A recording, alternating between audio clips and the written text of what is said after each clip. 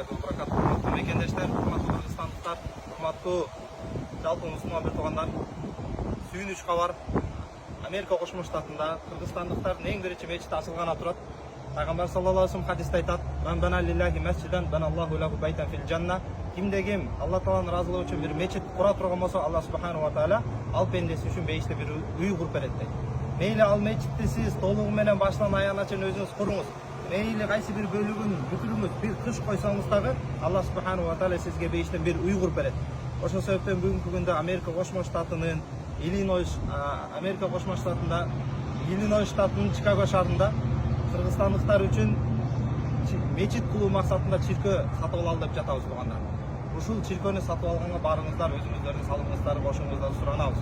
Бул жерде баардык диний жөрөлгөлөр аткарылмакчы. Күнүгө 5 маал намаз, жума намазы, айт намаздар, нике кыюу аземдери, кичинекей балдарды, бөбөктөрүбүздү, жаштарды, улууларды Куран сабактары, иман, адеп сабактары болмокчу.